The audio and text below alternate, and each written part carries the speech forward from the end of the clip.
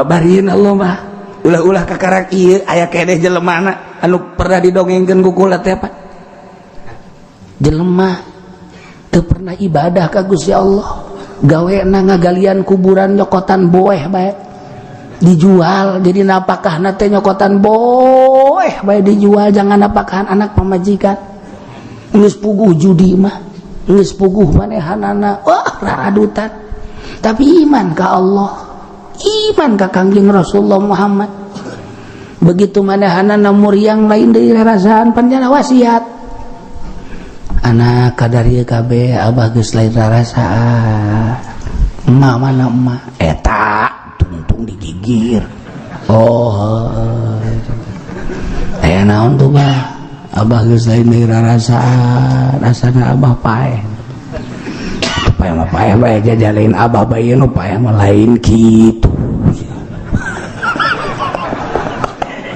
mun kitu abah doang nu paeh tuh sia mah kitu bae ka aing teu baja tetangga abah loba nu geus paeh babaturan abah nu geus bae tunggueun ku ari giliran abah sia mah kitu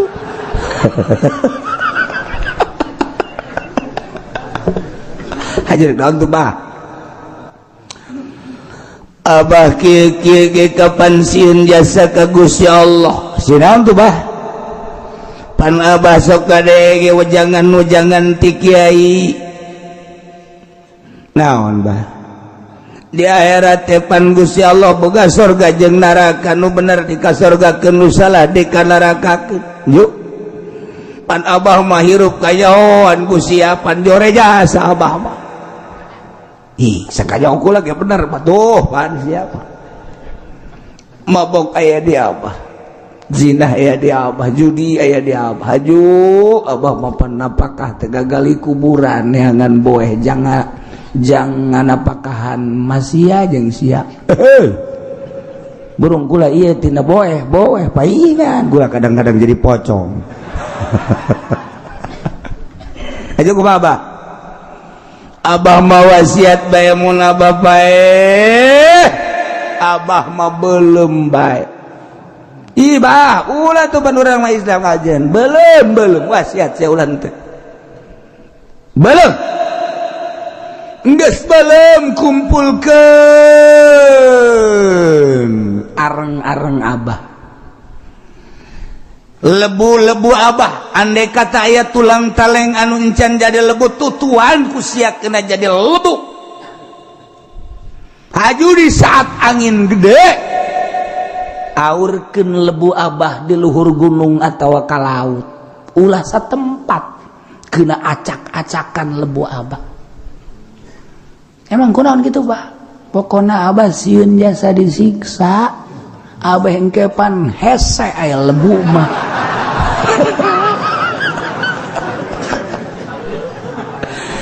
cak anakna bener oge nya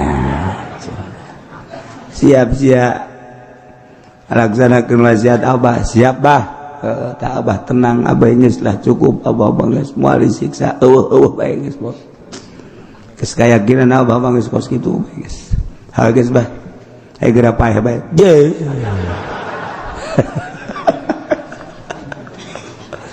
bener sampai dua bae paeh bapak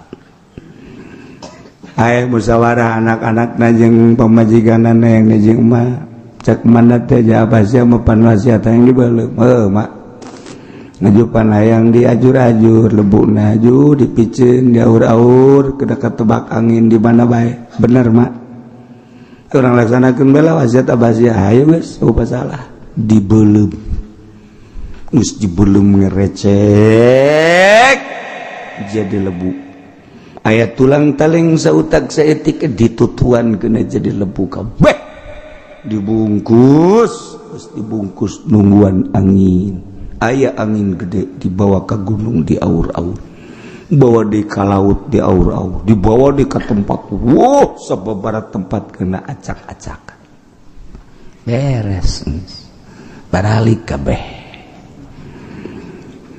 akhirna Gusti Allah nek ngabuktikeun kemahakawasaan Allah hei bumi nun Gusti seluruh tanah anu kaentepan ku lebu kipula anu di aur-aur segera maneh kudu ngahijikeun lebu eta mangga Gusti tanah kabeh ngahijikeun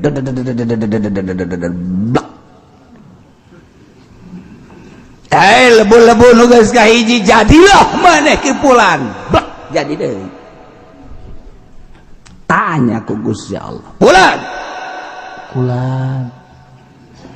aing deuk daja kasihan naon sababna eta sia make jeung hayang dibeulem sagesta dibeulem kemudian jadi lebu sagesta aya tulang talenge kudu ditutuan kena jadi lebu haju kudu di aur-aur di angin anu gede di luhur gunung di laut jeung di mamana naon coba maksud sia Gusti abdi teh ku sieun-sieun kasiksa Gusti pan sieun kasiksa teh sia kudu make jeung dibeulem keyakinan abdi ka Gusti teh sugan bae ai dibeulem mah jadi lebu teh geus eueuh abdi jadi abdi deuk disiksa da hese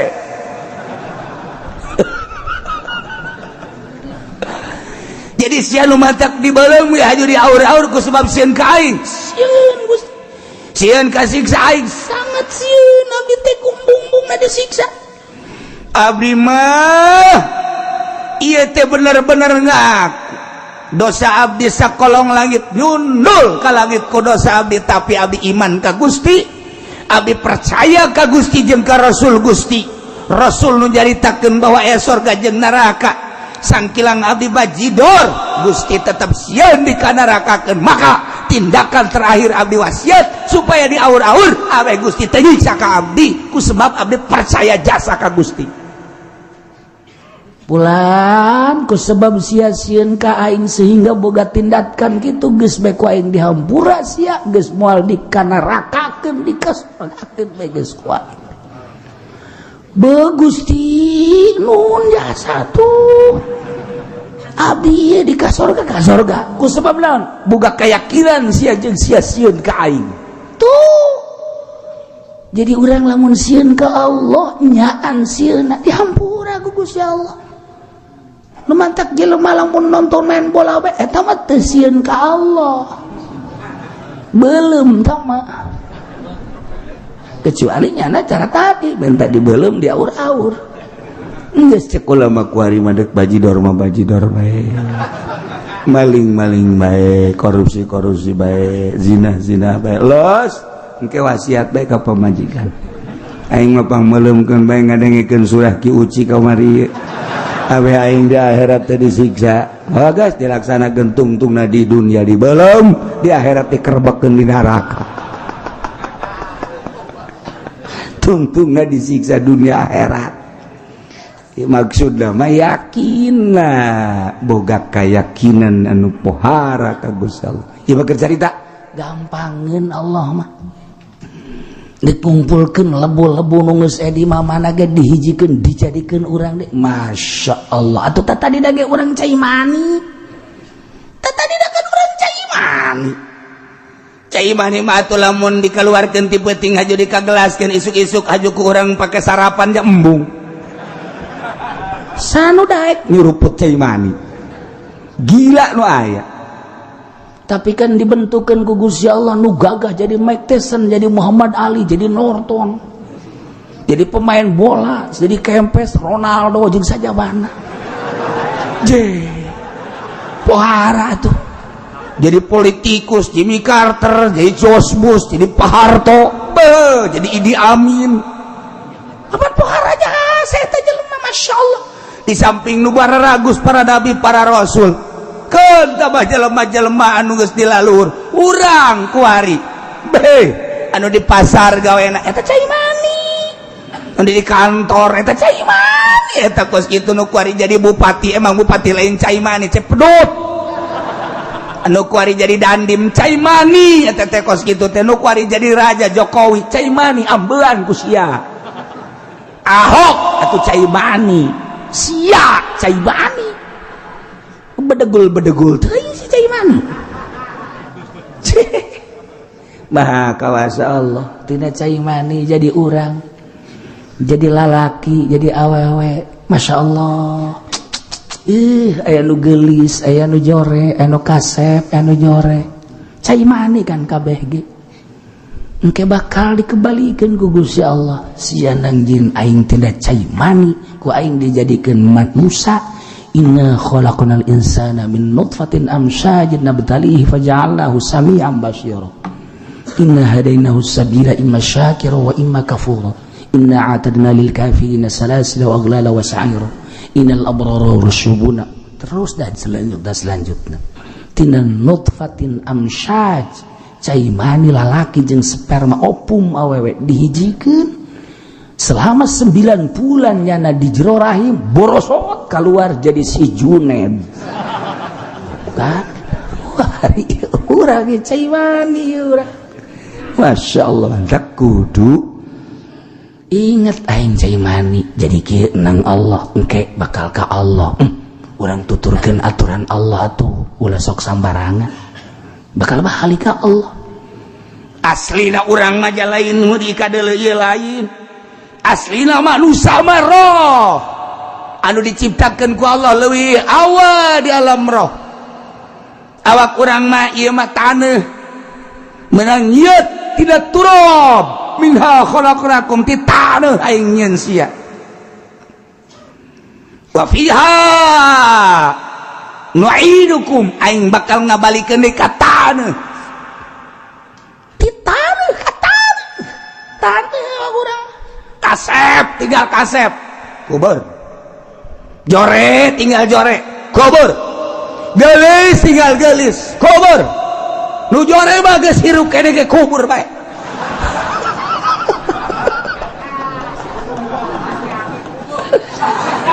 presiden kubur bae mah KPR teh mah geus hirup-hirup kubur abak kubur bae kabeh tina taneuh balik kana taneuh ai anu roh ai aslina manusia roh aslina mah urang awak mah tina taneuh dibalikeun ka taneuh kubur macam-macam kuburana aya anu dina beteung buaya beteung maung beteung gajah macam-macam aya anu di padang bek dibalikeun ribuan manusia ku ari teu puguh kena tsunami wallahu alam di mana ragag di kapal das jadi abu kabeh teu eta mah sapira awak min turabin ila turabin aslina manusia roh berhadapan langsung jeung Allah roh ketika urang maut cirina ketika urang paeh keluar roh awak geus teu disebut jelema deui mayit ngaranna janazah ngaranna bangke ngaran dek dikamanakeun mayitna dek dikamanakeun janazahna dek dikubur di mana bangkena bangke urang aslina roh urang manusia mah roh anehna jelema kunaon ngurusan awak bae nu bakal dikubur roh tepat di urusan bloon jelema ketika jadi pejabat nyana ngurusan awak bae di kantor kaimah ngurusana duit sakadar jang beuteung dahar hilum poka salat roh aslina jelema ketika jana pae dikubur bupati tinggal bupati gubernur tinggal gubernur jenderal tinggal jenderal presiden raja tinggal raja roh nu berhadapan jeung Gusti Allah kunaon sia teu pernah urusan roh nu bakal babalik ka Allah tah kagoblogan jelema teh di dieu ngaji teu daek roh gering roh teh gering awak mah kadaharanana sang daging nginum jang awak kurang sehat ya be komplek ayo sia aya koreng-koreng panasilin babari teh kos kitu bantu ayo urusan bae awak ayo urusan ku sia awak unggal peti hudang KHS ke hudang deui ngurusan awak malulu anu engkena bakal dikubur nyawa zarah nyawa eueuh engke urang geus paeh mah roh urang kunaon teu diurusan teu dikenalkeun ka Gusti Allah diajakan ngaji harare sejasa cak Allah ieu haram ditabrak bae cak Allah ieu ulah ditabrak bae cak Allah ieu mah ulah atuh ditabrak bae cak Allah ieu pagawe henteu iya tuh kerjakeun henteu roh ngejerit di jero awak urang teu diurusan. Cie emang kumaha gitu. Nu mantak ieu urang ngaji teh ieu kuari keur mere dahar roh, kena yakin ka Allah. Hujan-hujan ge daratang. Urang teh keur ngurusan roh, kedaangkeun lintuh roh urang. Anu di luar mah nya roh diurusan, nya awak diurusan. Lohiron wa batinan nya nama eta. Cak di luar aing deui bae sial. Aturan makan urusan roh, urusan awak-awak, wayahna puasa heula. Heuh kuari mah keur roh bae urusanana, awak tinggalkeun ieu mah teu Pak. Teu ieu mah nya ngariung bae opatan, ngeunaheun jeung urang ngaji di dieu nya. Barang di dieu bacang geus beak 50 di dieu. Ambo budak malah mun aya keneh mah tukang bacang aya keneh CF di bak. Asana balik moal bisa hudang nya nah.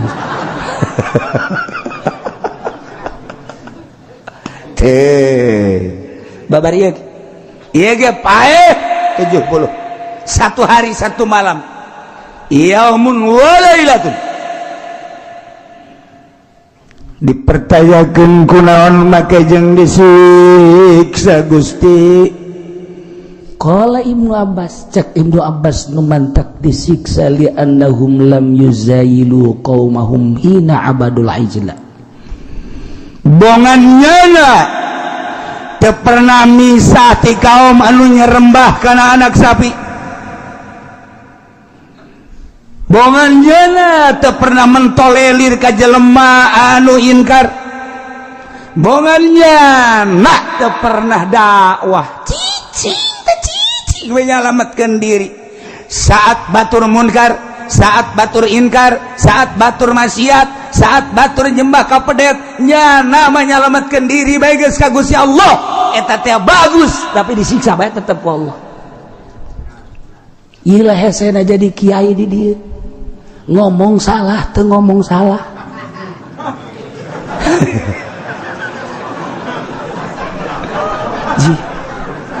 Di akhirat teh akan di akhirat ge karumpul kabeh di mahsyar. Ain geus bararagus bageus ngeunaheun jasa timbang saha ngaran Abdi Junid.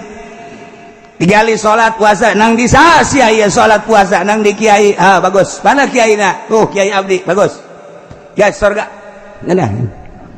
Ahmad sia kade timbang. Sia bagus ieu salat jeung puasa nang di saha sia? Nang ti guru Abdi. Sia hirup ka zamanan ke Kangjeng Nabi Muhammad henteu. Sahabat henteu. Abdi mah zaman kiai anu. Berangkat kiaina aya. Sia bisa salat bisa puasa berarti berkat kiai. Bagus sia salat sia. Surga, surga kan ngeunaheun. Mantap. Hayo kabeh. Duh ditararanya salat teh bagus, zakat teh bagus, segala rupa bagus. Ditanya nang saja kiai, pengajian di mana sia? Di anu. Bagus. Surga. Ngeunaheun. Tak jawara. Timbang jawara salat minus 0, derajat puasa minus 18 parah sedekah minus 20 min kabeh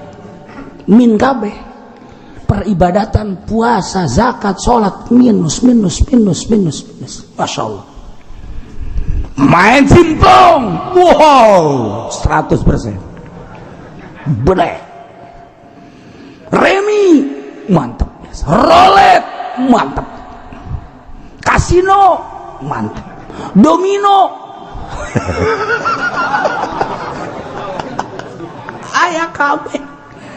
ayah kabeh Masya Allah mabuk ayah maling di pabrik loba ngaduk kotok ayah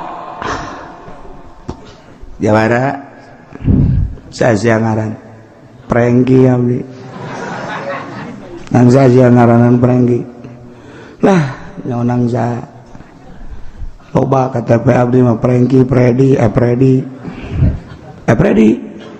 batu sabara genep cek malaikat anu nimbang amal. Saudara-saudara sekalian seluruh manusia yang hadir di mahsyar ini, bahwa yang namanya Prengki ini telah dihisab, ternyata kebaikan-kebaikannya minus dan maksiatnya positif. Dengan demikian nama Prengki akan digujubarkan ke neraka. Apa itu gujubar, Pak? Ya lagi saya keluar, Jawara teh keluar Jawara.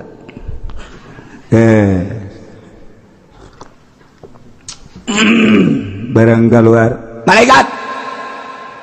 Enon sia. Abdi mung sosoranganan ka neraka panas. Deuna ge cek saha neraka teu panas. Sia yang jeung saha ka neraka? Jeung kiai.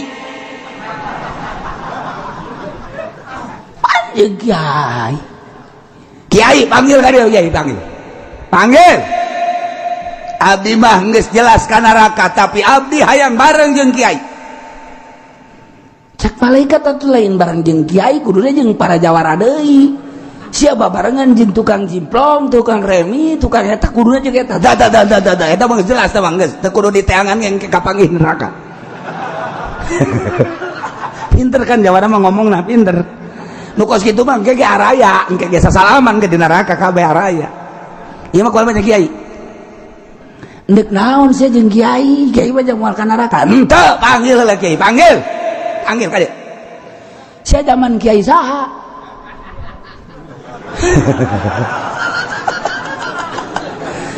Abdi zaman Ki Fudoli.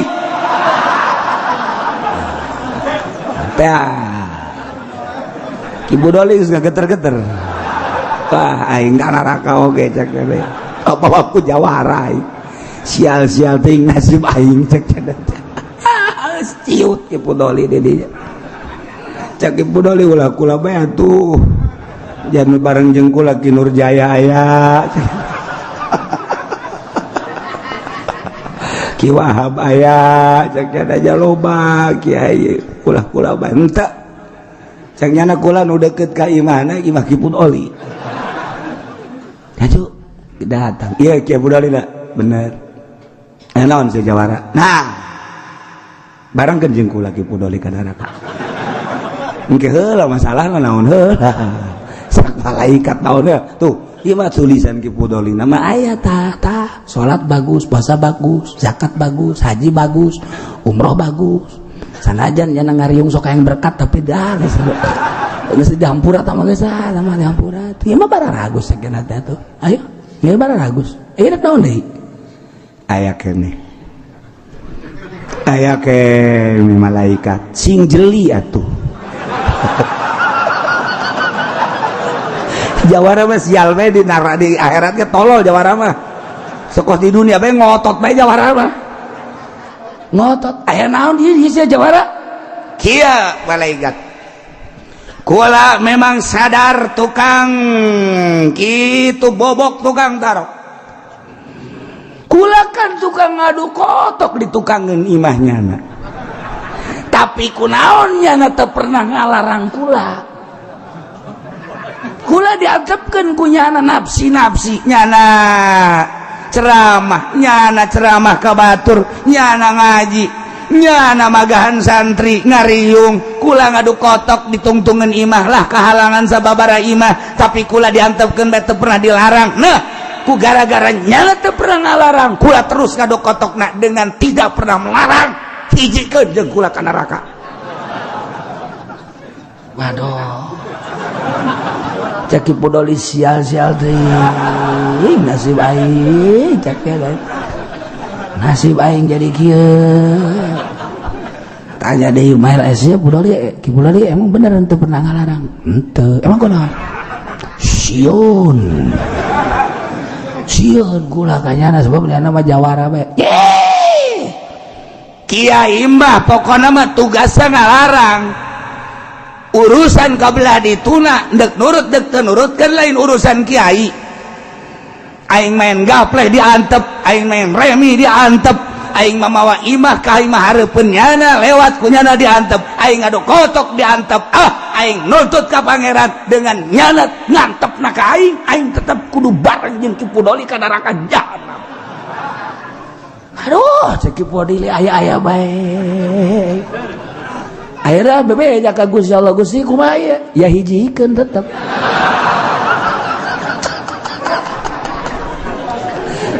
dihijikeun ya nu beratna teh nu berat teh kiai teu ngalarang mun karat dihijikeun ulah naon ngaranna ngeunah-ngeunah sebab daun dititana ge amr ma'ruf nahi munkar nu tadi mah nu dititah ma'ruf narurut sorga kabeh nu narurut ngararaji di majelis narurut di podium ngaji narurut sorga tapi jawara anu henteu pernah dilarang lantaran sieun ke lantaran naon ke tetep bae nyana engke ngadakwa ieu nu beratna kang meunang tibana ieu tah falamma akharat humur ajfatu nu mentak ieu nu 70 sakitu barara Gusta disiksa ku Gusti Allah dengan goncangan-goncangan gempa bumi nu dahsyat datang kapaekan ieu teh merupakan siksa cek Ibnu Abbas lianahum lam yuzailu qaumahum lantaran manehanana henteu pernah misakeun ka kaumna hatta abadul ijla sehingga kaum-kaum ngibadahan ka anak sapi nyana henteu pernah mentolelir nyana henteu pernah dakwah janu dakwah nama Kangjeng Nabi Harun nu mantap Kangjeng Nabi Harun teu kuateun ge dakwah anu ngabantuan nu iman ka Kangjeng Nabi Musa aya ngan cara ricing bae ku cicingna disiksa ku Gusti Allah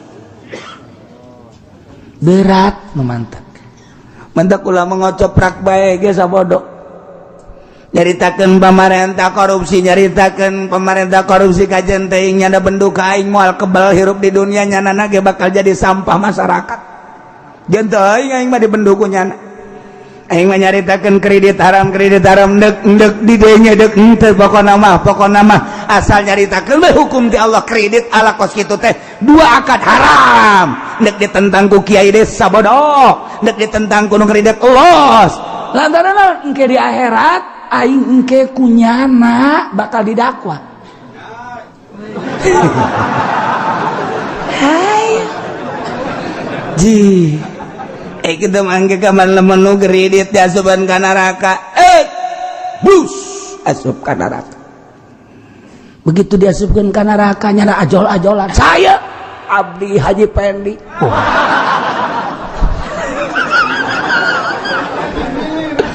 coba kunaon Mang Haji bisa ka neraka ngredit mobil teh anggeus cek malaikat teh tetep abdi mambung sorangan panas hayang jeung satu hayang jeung kiai satu kiai di zaman abdi satu kiai na Ki Pudoli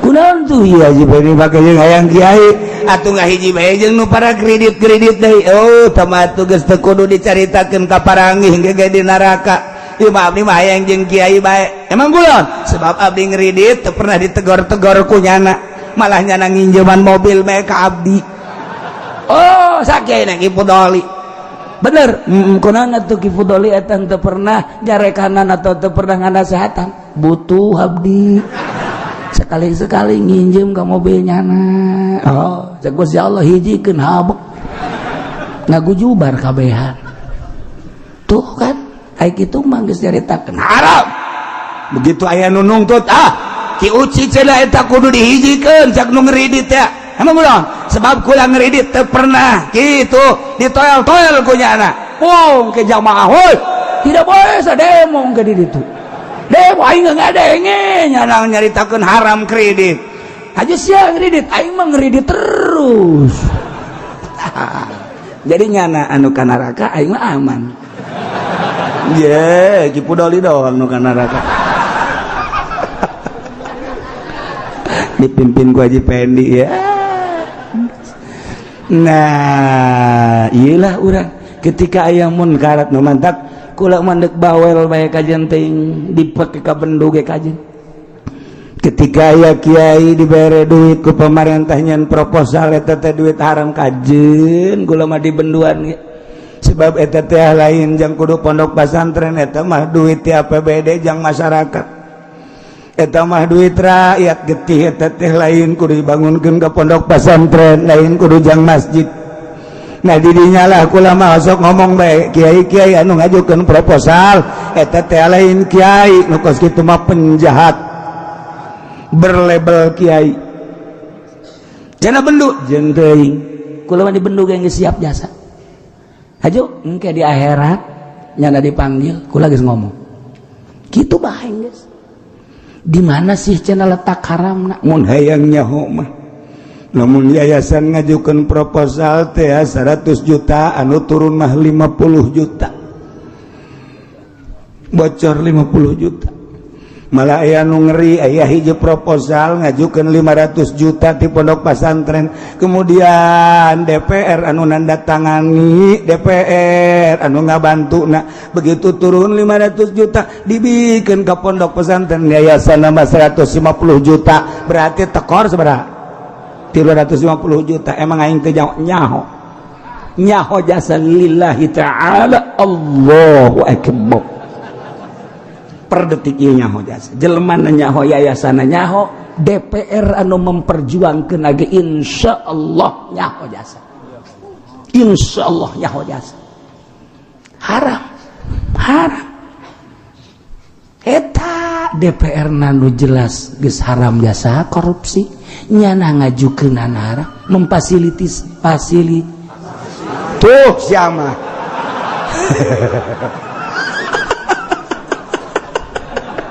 bangun sia nu palinter teh ya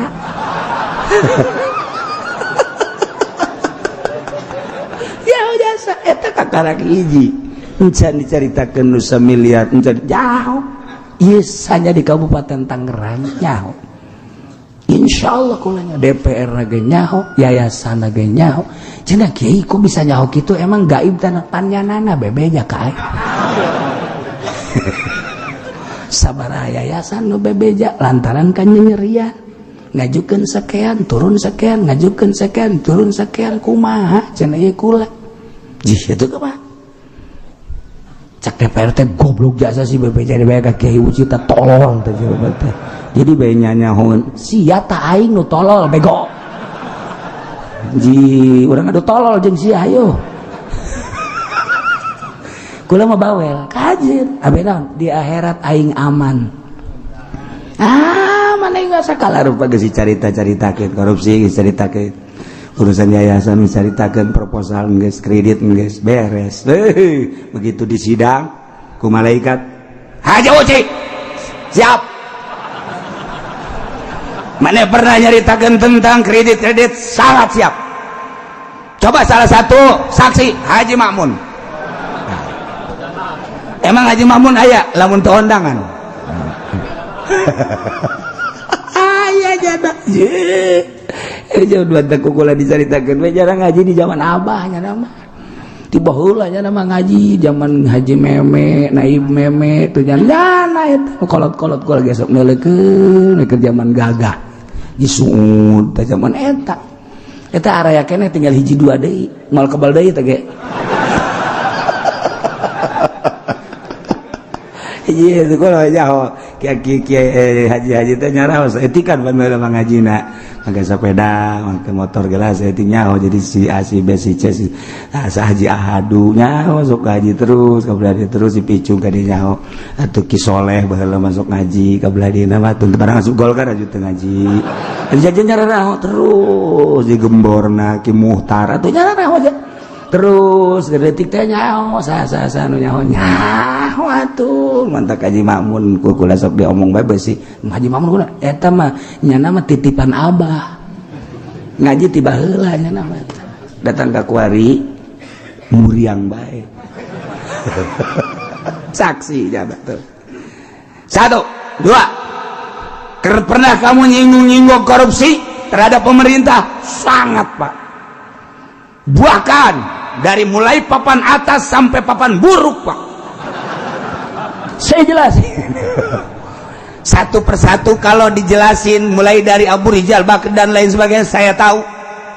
Perkorupsian di kabupaten pun saya sangat tahu. Sebab pemasukannya saya tahu. Ada 4, sekian triliun yang digunakan sekian saya tahu. Untuk PNS sekian persen, untuk pembangunan sekian persen, yang ditilap sekian saya sangat tahu. Dan saya sering singgung, adapun dia benci sama saya, leg-leg ku sia benci. Aing mah salamat tuh cak malaikat, bagus C, bagus. Nges, aing mah diamankeun ku Kangjeng Nabi Muhammad, mantep. Tinggal aing ngadadaban, dadah bupati, gubernur, camat. Tinggal nyana bae tulungan atuh aing pan aing osok korban, cakna.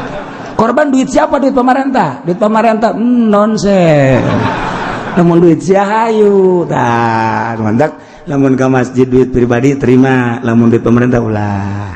Korban duit pemerintah oh masalah ngan teu jadi ganjaran. Atulinnya anak nu korban tah mah.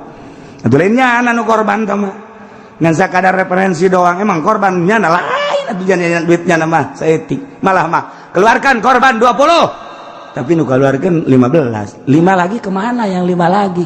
Mati. Mati di mana? Mati di mana? Di perjalanan. Masuk ke mana? Kandang bupati. Ini kumaha coba. Iya kan bahaya. Je, emang aing teh nyaho. Ulah sok sombong cenah sia ki uci aing mah iku aya sombong bae. We henteu teu bae. Sia mah benerkeun bae onggoh.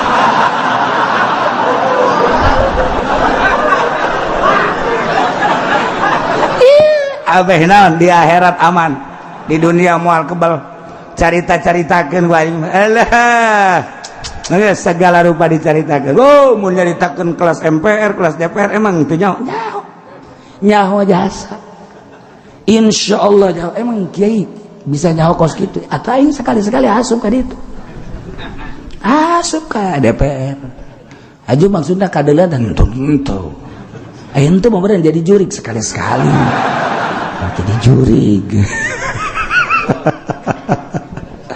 Ih sakadar ngajakan ka Allah mun jadi kiai sing bener jadi kiaina, mun jadi pemerintah sing bener jadi pemerintahna, mun jadi petani sing bener jadi petanina, henteu ngalarang jadi pemerintah, teu ngalarang jadi petani, teu ngalarang jadi pedagang, eta mah urusan kahirupan.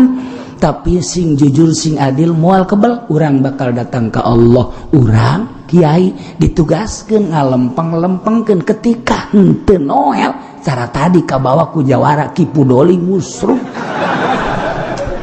Oh kan aing embung jara Kipudoli embung aing tetep nyalametkeun diri.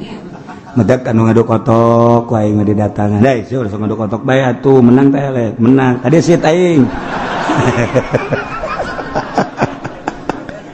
Ada loba nu bendueun, nu bendu kajeun siap jasa dipakai ka bendu kuno ngadu kotok, kuno judi, kuno mabok, kuno zina, kuno korupsi, nyada berendueun nyaho kula ge jelema nu bendu. Masalah ngan kula da teu bendu. Kula mah teu bendu sebabna tugas ngan sakadar mepelingan. Anu engke mere hidayah mah Gusti Allah Subhanahu wa taala. Nah, iyalah ku gara-gara anu 70 teu pernah mentolerir, teu pernah peduli terhadap peradaban anu berubah. Ibadah lain ka Gusti Allah tapi ibadah ka anak sapi nu dibawa ku Musa Samiri nyana ku Gusti Allah disiksa. Ketika jelema pararaeh Kangjeng Nabi Musa neuleuh jelema sing golepak sedih ceurik. Qala rabbi law syi'ta ahlaktahum min qablu wa iyyai.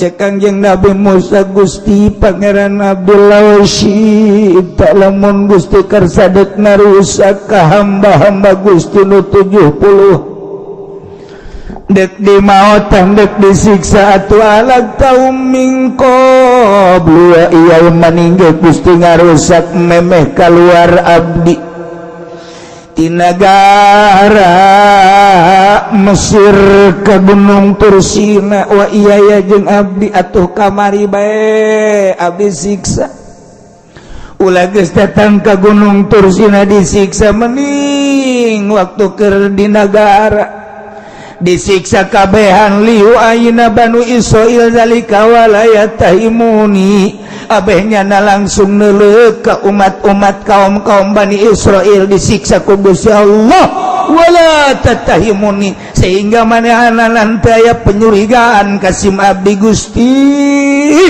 mun ku Gusti dek disiksa ayeuna atuh maning kamari bae memeh berangkat nah Gusti make jeung nyiksa ayeuna engke lamun abdi balik sorangan ieu kaum pararae mana teuing curigana meureun kaum Bani Israil tuh Musa berangkat ka Gunung Tursina nu 70 pae dibuluh berarti ku Musa Gusti ulah sampekeun ka kitu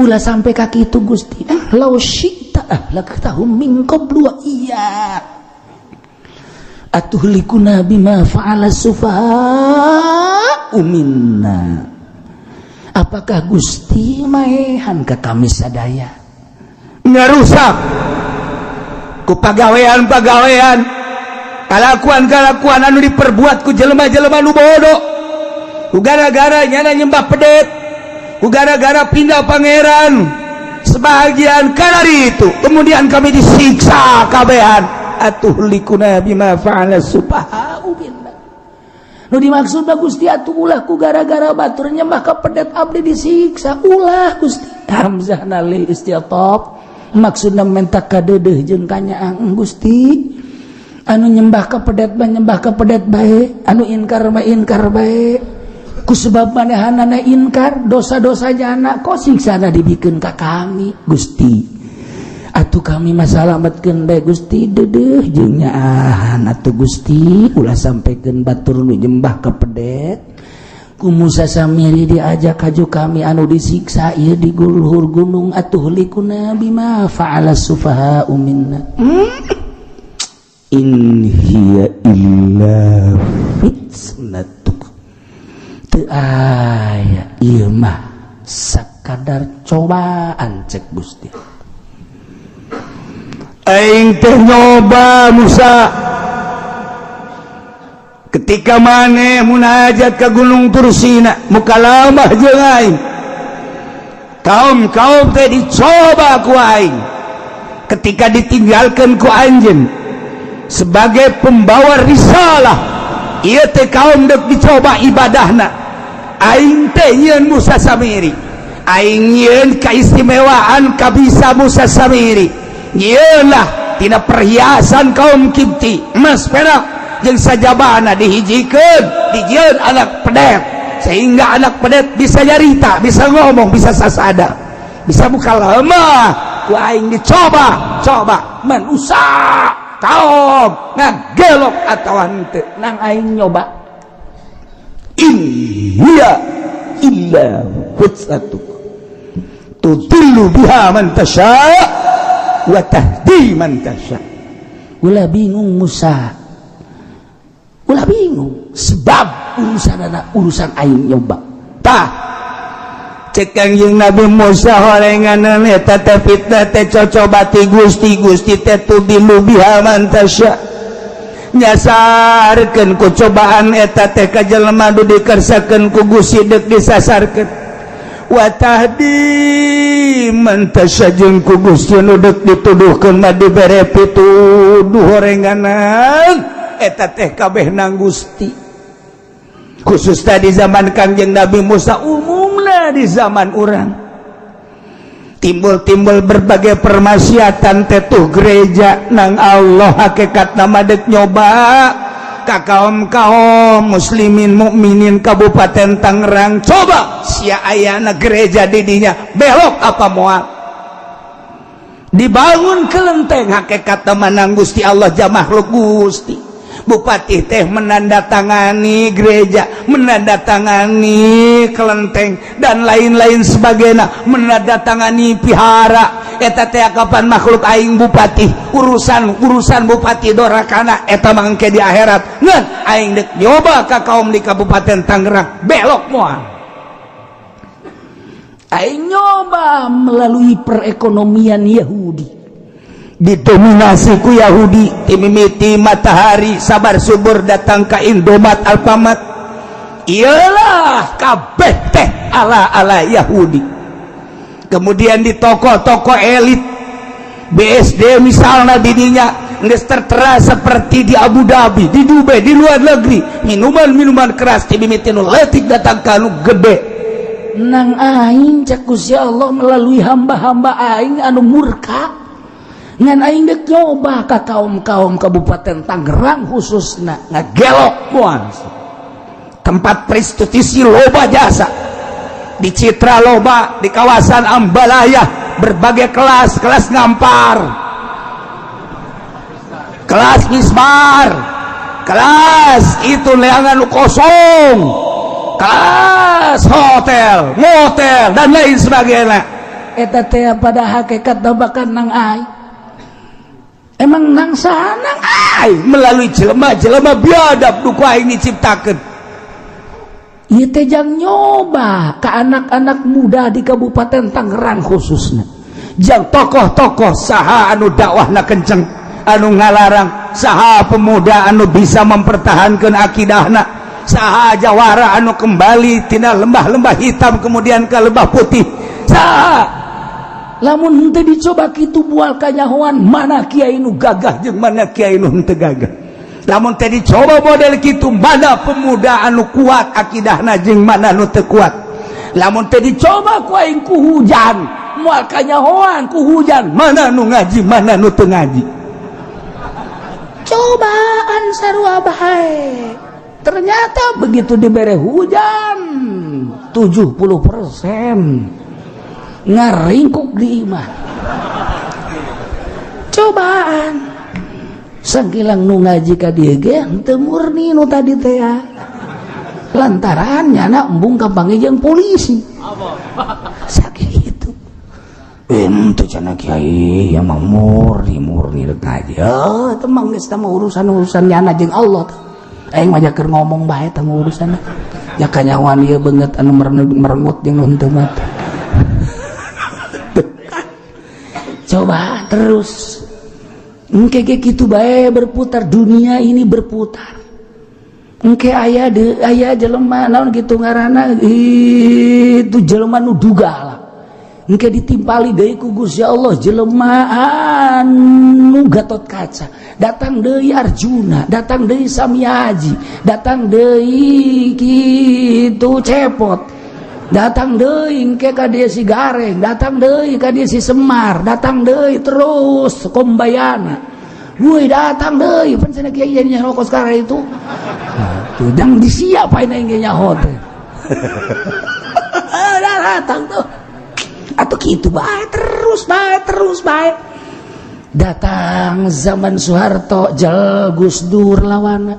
Datang deui zaman SBY. Oh datang deui saha, datang deui terus. Ketika tandingna dek dirusak berarti ku Gusti Allah. Kuari di luhur teh kosong. Indonesia kuari keur kosong nu berjuang di atas. Bagian agama aya Habib Lutfi hiji sosoranganan nyana datang. Sosoranganan lain lalagaan, sosoranganan nyana. Sebab nyana mah teu termasuk ikut di NU secara praktis, teu pernah ilu ti ieu ge sebab nyana mah di thariqah.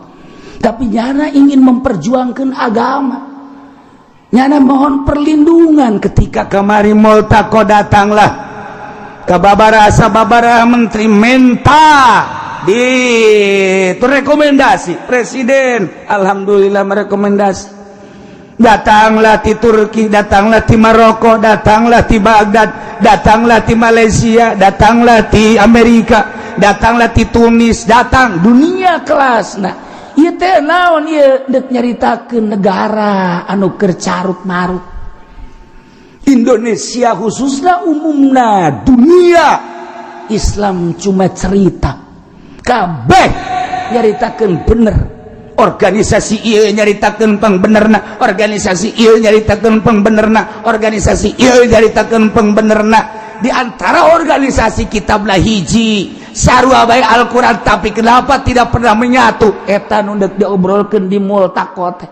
Banten nu meunang undangan hanya kula, ngan teu ka ditu tapi nyaho. Kok bisa nyaho sih ulah loba omong sih.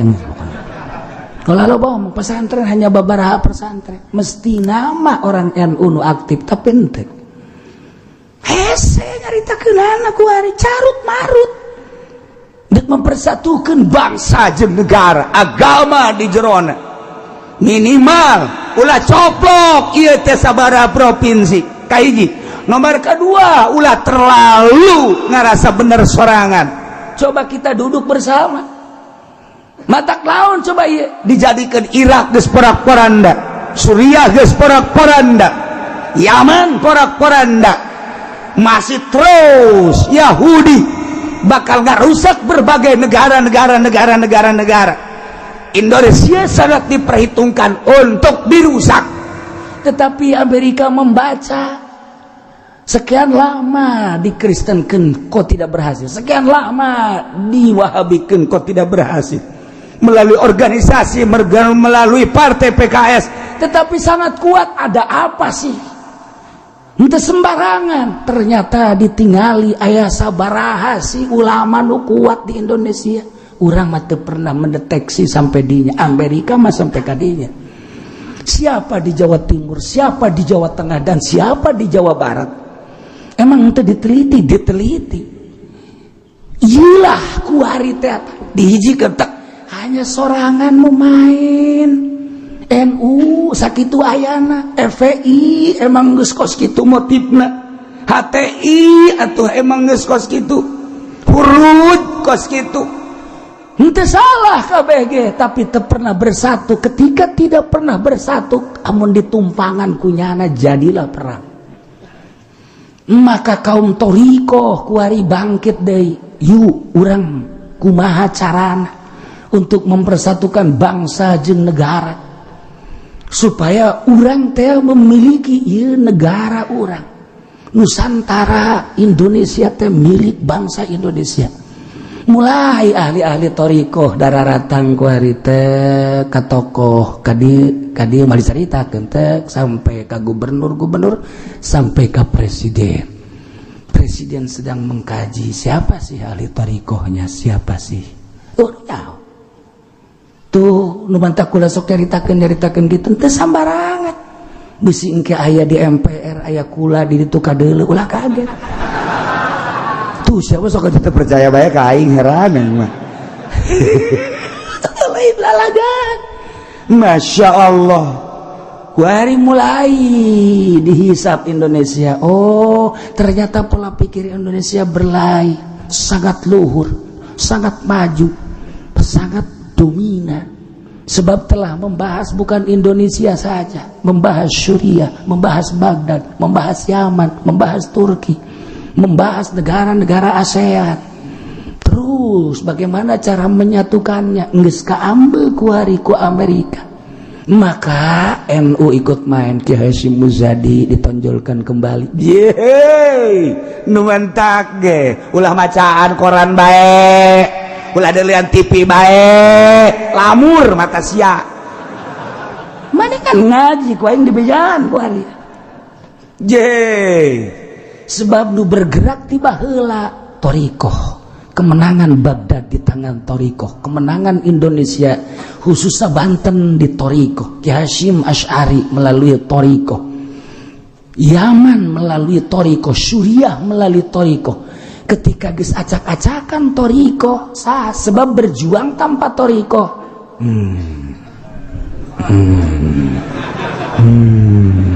Cak lu di luar naonnya. Pokoknya siapa teh nyaho belah. Tuh, berjuang di organisasi tanpa ieu teu jalan, berjuang di partai tanpa ieu teu jalan. tipu doli pidato tanpa ieu teu jalan. Haji Pendi maca mamaca kutub-kutub robani tanpa ieu teu jalan. Itu bangsa dihianat ku Tuan Syabdul Qadir.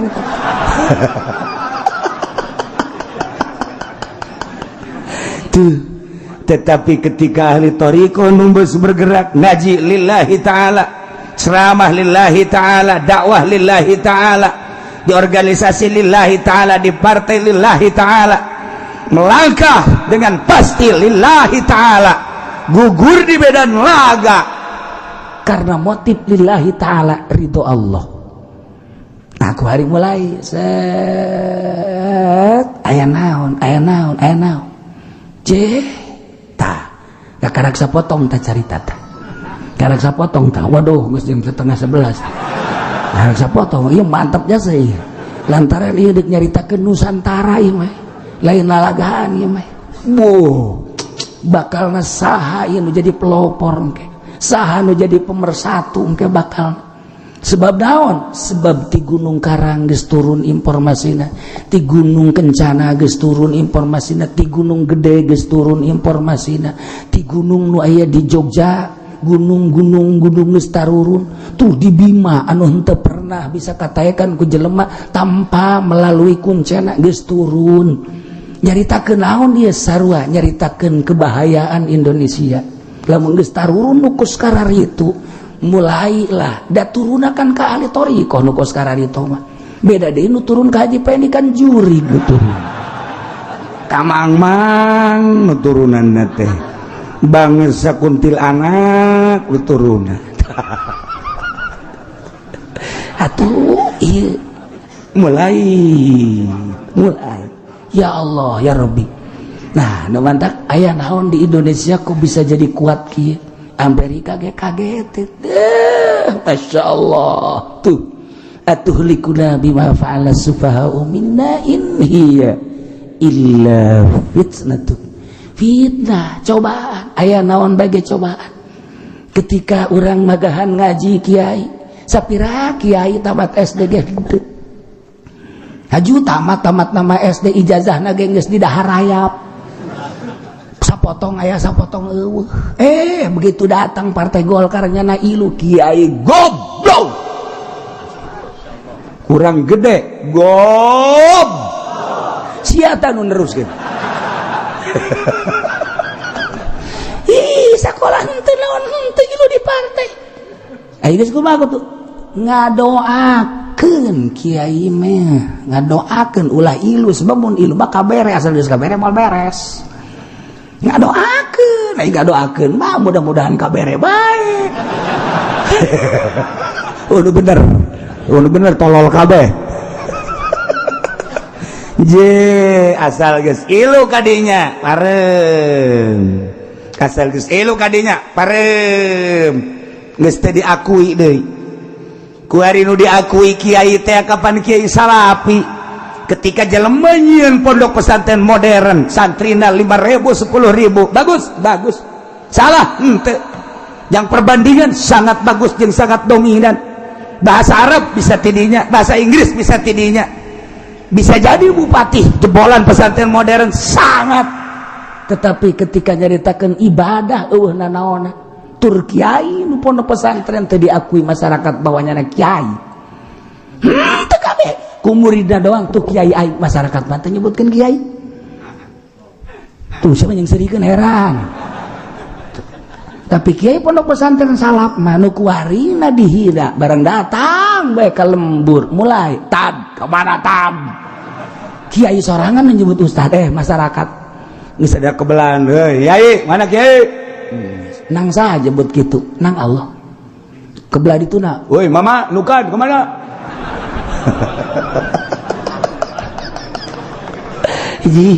Mulai geus tuh sebab naon?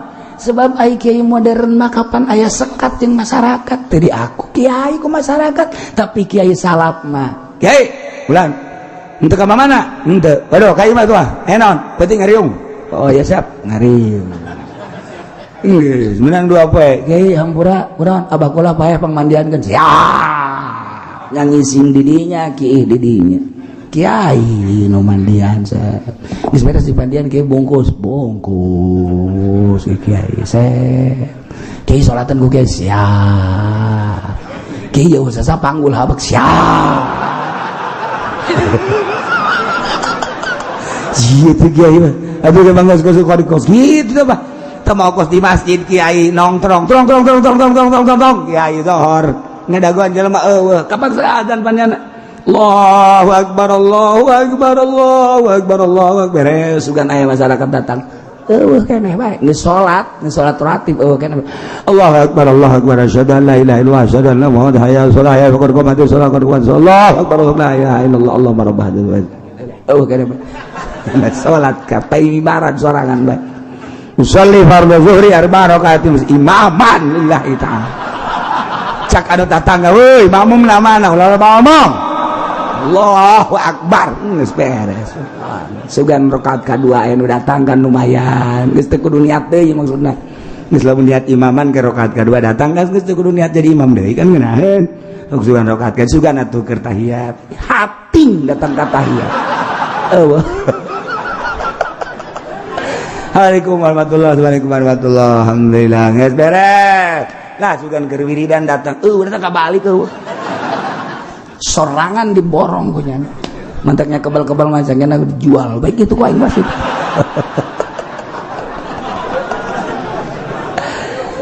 tapi lain gitu masalahna ya dicaritakeun sote nyana terus bae zuhur asar maghrib isya sorangan duaan tiluan aya bae terus nyana imaman eueuh bae terus istiqomah ngaranna di dinya kade sebulan 2 bulan setahun 2 tahun Allah ku istiqomahna nyana kabeh menghormati sia aya mah itu getol jasanya nama aya jelema ka masjid bae alhamdulillah aku lagi kadinya nya kerek we di masjid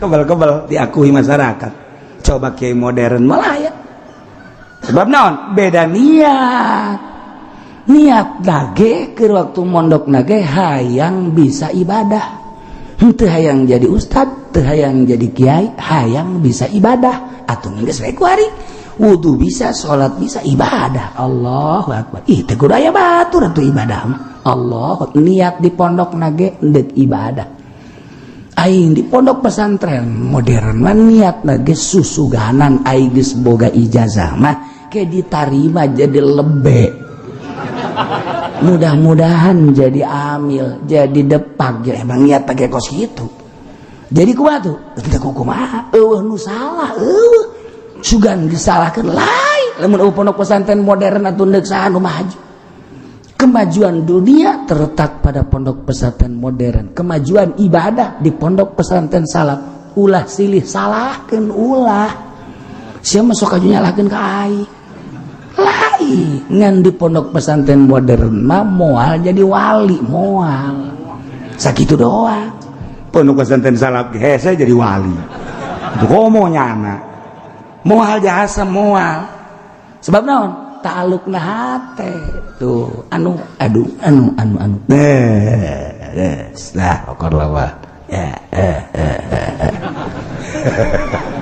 nah ieu kacaritakeun fitnah teh antep kenang Allah ngan urang kiai datang ka mana dakwahna ngalarangna eta kan aya persenan ti Gusti Allah oke anu mah terus bae dakwahna amar ma'ruf nahi munkar pemuda nu mana nu kuat aya nilai jelema nu ngagelok nilai lamun urang nyaritakeun di Sukabumi loba jasa kristenisasi ka ditu mawa supermi dan lain sebagainya cobaan ti Gusti Allah diurang kuari ketika karyawan nu lain Kristen diasingkeun bahkan dikaluarkeun cobaan ti Gusti Allah kuat apa henteu ulah jadi kabingungan ieu ta ayatna in hiya illa fitnah tuh eta kos kitu urang boga pamajikan hiji kemudian nyandung dua nu kolot galak atau nu kadua galak ulah bingung fitnah cobaan ulah bingung ulah tamah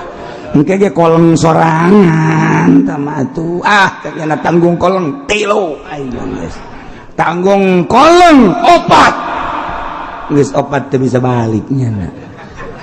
Sia kurang cicing dia puyeng aing balik ka mana cek kana teh. Ka nu kolot nyarekan bae, nu ngora kitu kene, nu katilu kitu kene, nu kaopat kitu kene. Aja goreng mah. Lah aing mah ngagejeburkeun maneh bae. Tungtung nama lain indah nyandung ngagejeburkeun maneh. Ulah bingung fitnah, kabeh ge cobaan, harta cobaan, sehat cobaan, penyakit cobaan, ilmu cobaan. Nah iya kuari nu kadeuleu ku urang perumahan gereja dan cobaan. Lamun urang teu dicoba, moal kayahoan luhurna urang. Ye, cek Imam Ghazali teh mah urang susah teu boga nanaon, puasa bae. Ka tukang karti mah kos kitu mah. Jelema puasa bae teu boga nanaon ka harti tuh. Jelema mah mun di restoran puasa karena hebat. Ye, jelema cenah teh mah cicing bae sorangan bae di imah. Atuh pantes cicing bae di imah sorangan. Aju teu loba omong atuh pantes. Ngariung coba. Tah di loba jelema aju nya cicing bae eta karena hebat.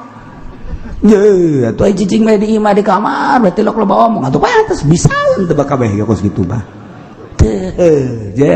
Nah, lamun aya jelema narurut ka urang ngaji atuh pantes. Tah di tengah-tengah jelema anu teu nurut ka urang ngaji eta hebat ngaranna nu kos kitu. Ye, parangsana. Anta walina faghfir lana.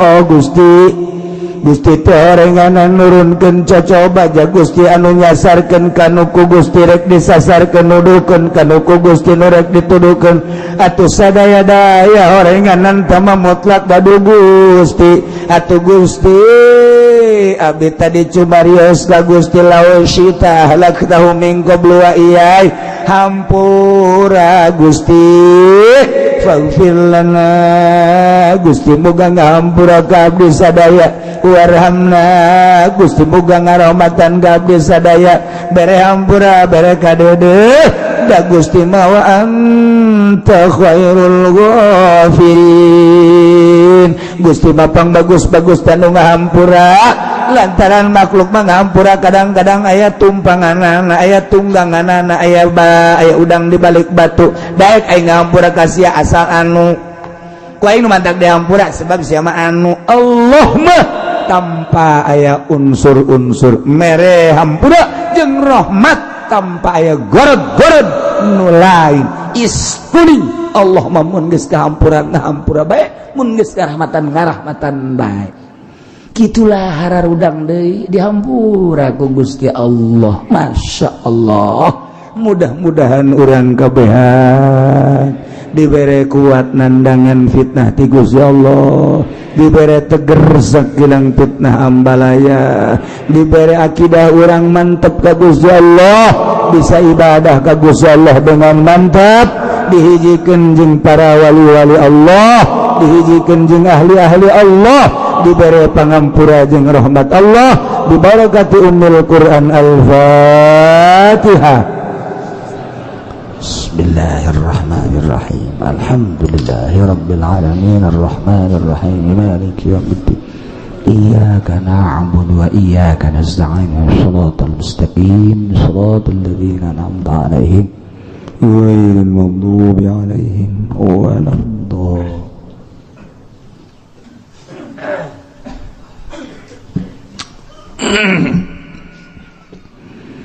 Allahumma sholli wa sallim ala sayyidina Muhammadin fil awwalin wal akhirin wa barik wa sallim wa radiyallahu ta'ala an sadatina ashabi sayyidina Rasulillah ajma'in.